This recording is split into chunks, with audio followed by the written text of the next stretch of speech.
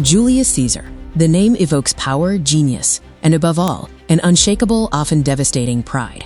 But what moments truly define this monumental ego? He was more than a general or a politician. Caesar redefined the Roman world, driven by a self-belief that bordered on the divine. Before becoming Rome's absolute ruler, Caesar was an ambitious general, forging his legend in Gaul. His success brought him glory, but also the dangerous envy of the Senate.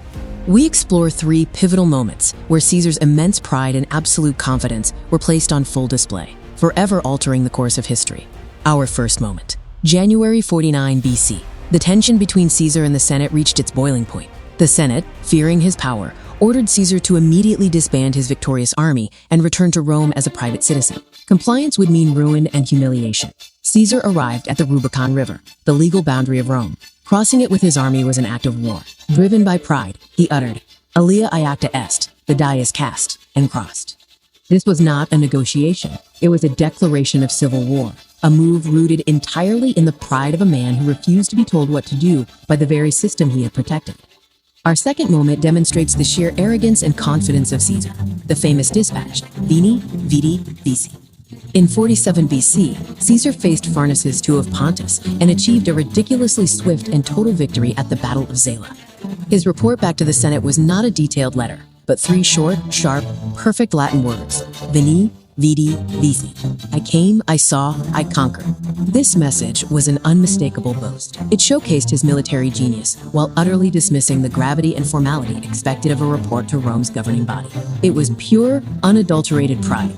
Finally, the third bold display of pride, ironically masked as humility, the refusal of the crown in 44 BC.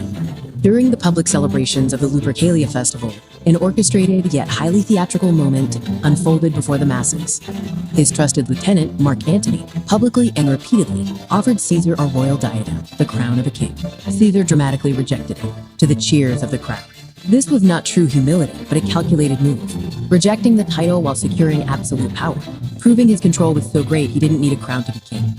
The crossing of the Rubicon, the boast of Veni, Vidi, Vici, and the calculated refusal of the crown.